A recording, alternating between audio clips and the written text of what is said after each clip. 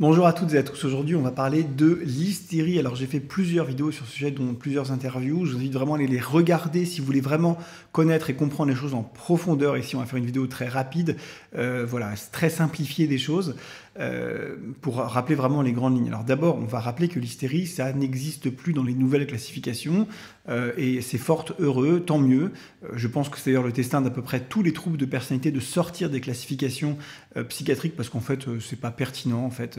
Plus on avance dans la compréhension du psychisme humain, dans sa biologie, dans ses fonctionnements, dans ses mécaniques, plus on se rend compte que ces histoires de troubles de personnalité, c'était vraiment un pis-aller, on va dire, pour vraiment être gentil et bienveillant vis-à-vis des gens qui ont inventé les classifications précédemment. On va dire que c'est vraiment un pis-aller. Bon, heureusement, on avance et on est en train de changer les choses. Alors, c'est toujours la même chose. C'est pas parce que le diagnostic n'existe plus que les gens qui pouvaient souffrir de ces symptômes n'existent plus et que ces symptômes n'existaient pas. Personne ne dit ça. Hein. Vous verrez que sur certains troubles dissociatifs très à la mode en ce moment, il y a des symptômes, ils existent, puis probablement qu'on va un petit peu peut-être changer notre manière de voir les choses. Bon, j'ai fait aussi une vidéo là-dessus, si ça vous intéresse, je vous invite à aller la regarder. Bref, tout ça pour vous dire que y a quelque chose qu'on a appelé à un moment donné l'hystérie, qui a été évidemment, comme toujours avec les personnes qui ont créé ce type de diagnostic, évidemment, c'était surtout ciblé sur les femmes, évidemment, c'était extrêmement péjoratif dès le départ. Bon, mais aujourd'hui, on va pas parler de ça et des gens qui ont fait ça. On va essayer d'être positif et de se concentrer sur le réel et sur le concret pour que vous compreniez ce que c'est. Donc, c'est je dirais une symptomatologie, donc c'est quelque chose qui pose problème. Hein, parce qu'encore une fois, tous les symptômes que je vais vous dire, en fait, on peut les avoir et ne pas du tout en souffrir, d'accord? Donc c'est quelque chose avec des symptômes et qui pose problème. Alors quels sont ces symptômes? On peut vraiment, pour vraiment que vous compreniez grosso modo les choses, on peut en tirer vraiment trois. On peut vraiment essayer de les faire ressortir et pour vous faire vraiment comprendre le fonctionnement des personnes qui souffrent entre guillemets de cet ancien diagnostic. Ils ont comme caractéristique en commun une superficialité des affects, des émotions. C'est des gens qui vont tout de suite être votre meilleur ami, tout de suite vous dire qu'ils vous aiment énormément, tout de suite vous dire que... etc. C'est-à-dire que vous allez avoir en face de vous des gens qui vont être vraiment déconcertants, quoi. Vous n'allez pas avoir l'habitude de ça. Et pourquoi ces affects sont superficiels? Ils ne sont pas faux, hein. C'est sincère, hein. La personne qui vous dit ça, elle est sincère, mais simplement, c'est superficiel parce que ce n'est pas vraiment ancré dans la personne. C'est-à-dire que ça peut changer quand même assez rapidement en fonction des circonstances. Donc, c'est beaucoup de choses d'un coup, et puis, voilà, très déconcertant pour les personnes en face, ok. Et puis, on se rend compte en plus qu'au bout de 3 semaines, 4 semaines, 1 mois, ça peut changer assez vite et assez radicalement. Donc, vraiment, ces affects, ces émotions sont très superficielles, elles ne sont pas ancrées profondément dans un individu. Première chose. Deuxième chose, et ça va vraiment ensemble, il y a une suggestibilité, c'est-à-dire comment dirais-je, une capacité à vite changer d'avis en fonction de comment le vent tourne, comment on se fait influencer par un tel qui va nous dire un truc, puis une autre personne qui va nous dire autre chose, et on va finalement prendre le vent, on va prendre la direction du vent du moment qui souffle sur nous. Et donc c'est une symptomatologie qui ressemble finalement beaucoup à la superficialité des affects. C'est une sorte de superficialité, mais non pas émotionnelle, mais là plutôt en termes d'idées, de convictions, appelez ça comme vous voulez, de politique, de je sais pas quoi. Enfin, ça touche à peu près tous les domaines, évidemment, des idées, de la pensée. Et donc, il y a une superficialité, ok, des émotions, mais aussi de la pensée. D'accord? Et il y a aussi un troisième grand trépied, enfin, un grand pied du trépied, on pourrait dire, c'est que ce sont des personnes qui vont vouloir absolument être au centre de l'attention. Hein, c'est souvent le symptôme qu'on met en avant dans l'hystérie. C'est des gens qui vont avoir du mal à supporter, qui vont souffrir de ne pas être vus, de ne pas être remarqués. Et donc, ils vont faire plein de choses, parfois un peu étonnantes, parfois un peu gênantes, pour être au centre de l'attention lors d'un dîner, lors d'un repas, lors je sais pas moi, d'une réunion, de n'importe quoi en fait. Alors tout ça, l'ensemble de ces symptômes-là, finalement, et on peut le comprendre assez aisément, il est vraiment secondaire, hein, ces symptômes-là sont secondaires à un manque de confiance en soi qui est assez important. Ces gens souvent très anxieux, qui n'ont pas confiance en eux. Alors ça peut paraître un peu étrange parce qu'on se dit, quelqu'un qui se met en spectacle, c'est forcément quelqu'un qui n'est pas anxieux. Hein. Ça, c'est vraiment la réflexion, certains psychiatres même pensent ça. C'est une réflexion un peu... Bon, on peut comprendre ce raisonnement-là, mais enfin, c'est un peu limité comme réflexion.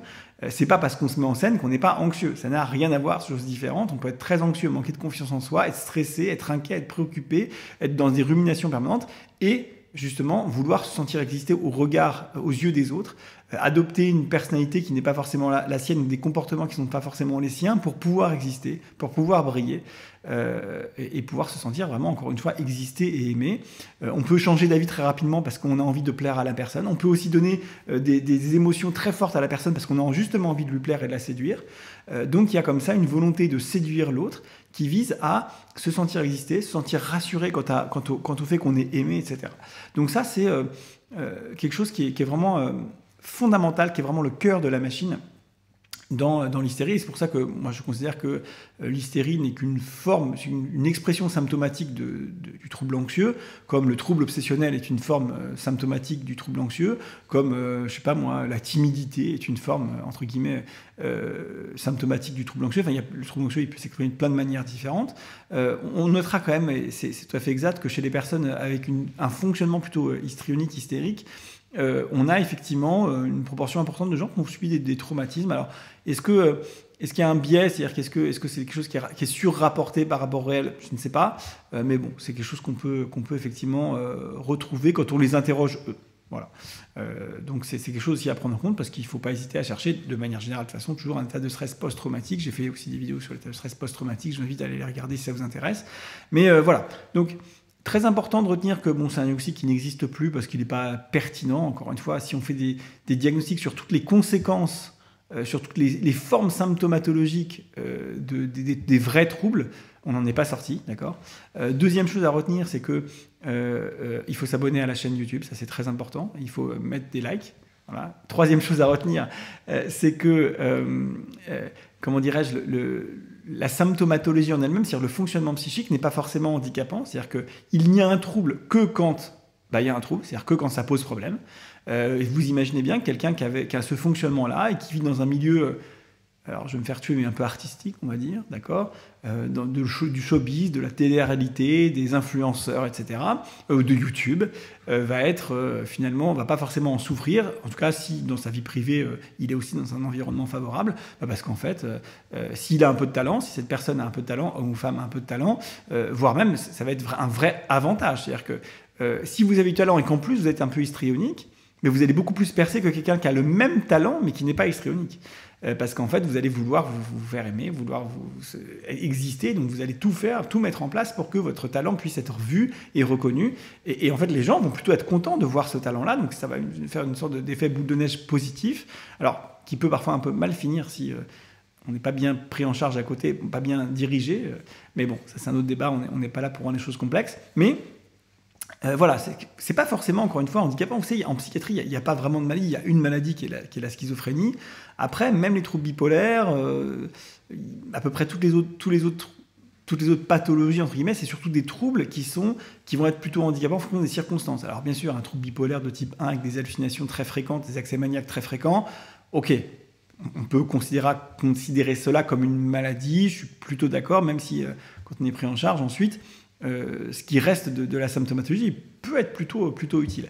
Mais globalement, en psychiatrie, c'est rare qu'on soit en face de vraies maladies. Et typiquement, l'histrionisme, l'hystérie, appelez ça comme vous voulez, ça peut vraiment être un vrai facteur positif dans la vie d'une personne. Encore une fois, les fonctionnements psychiques ne sont que très rarement que négatifs. Dans certaines circonstances, ils peuvent être très positifs. J'ai fait plusieurs vidéos sur la neurodiversité. Je vous invite vraiment à aller les regarder aussi pour comprendre qu'un même enfant dans un environnement différent X, dans un environnement différent Y, ça va être un truc terrible dans l'environnement X et un truc super dans l'environnement Y. Et pareil pour les adultes, etc. Donc vraiment, voilà, si vous avez l'impression que vous souffrez de symptômes comme ça, allez voir votre médecin traitant, c'est lui qui va le mieux, d'abord être le plus disponible, parfois le plus compétent, mais en tout cas qui va le mieux vous orienter, et c'est de loin le plus important. Allez voir votre médecin si vous avez un doute pour vous-même ou pour autrui. Mais encore une fois, posez-vous la question, même si je fonctionne un peu comme ça, est-ce que concrètement ça me pose problème, quoi? Est-ce que vraiment il y a un souci avec ça ou pas? Si on n'a pas, écoutez, très bien. Et si les gens autour de vous disent non, écoute, pour nous c'est un régal, c'est super, c'est sympa, ok, on te connaît, on sait que tu es comme ça, mais on t'apprécie comme tu es, etc. Écoutez, quel est le problème? On ne va pas inventer des maladies à tout le monde quand même. Voilà. Écoutez, j'espère que ça vous aura intéressé. Abonnez-vous, partagez la vidéo, mettez des pouces vers le haut. Et moi, je vous dis à très bientôt, j'espère, dans une prochaine vidéo. Bye.